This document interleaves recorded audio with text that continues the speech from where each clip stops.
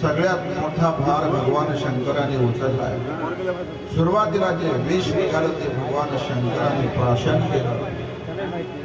आज भगवान शंकर आपल्या डोळ्यासमोर सुरुवातीला निघालेलं विष प्राशन करतात। सर्वांनी टाळी वाजवून त्यांना विष पिण्यात मदत करा।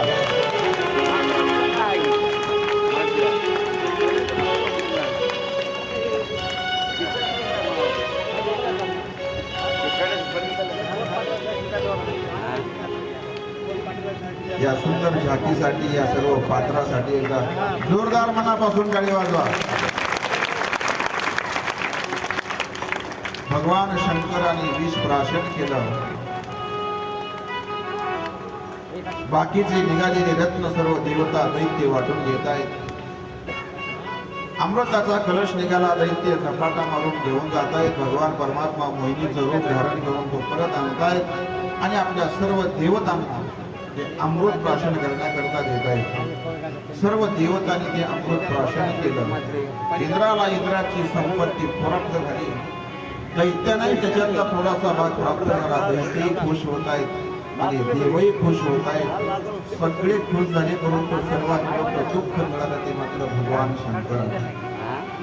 भगवान शंकराने विष प्राशन केलं। त्या विषयाची दाहकता इतकी वाढली महाराज, भगवान शंकराच्या अंगाचा दहा होऊ लागला।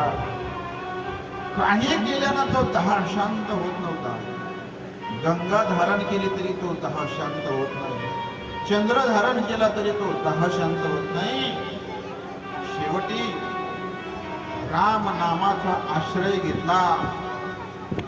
जगतातला असा कुठलाच दहा नाही तो राम नामानं शांत होणार नाही। प्रभूने तो राम नामाचा आश्रय घेतला आणि त्या अमृता विषयापासून मिळालेला 10% शांतता झाली आणि भगवान शंकर तेव्हापासून प्रभू रामचंद्राच्या भजनामध्ये मस्त होत आहेत, आनंदाने आनंद घेऊन जात आहेत। आज आपल्या कथेला या ठिकाणी विराम होत आहे.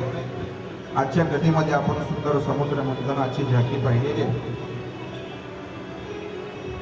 उद्याच्या कथेमध्ये सुरुवातीला आपल्याला एक झाकी पाहण्याकरता मिळणार आहे. नंतर उद्याच्या कथेमध्ये भगवान कृष्णाचा जन्मोत्सव आपण साजरा करणार आहोत. संयोजकाला सूचना आहे, स्टेजची सुंदर सजावट करायची. आपल्याला जमून तसं फुगे वगैरे, फुग्याची कमान वगैरे करून सुंदर स्टेज सजवायचं.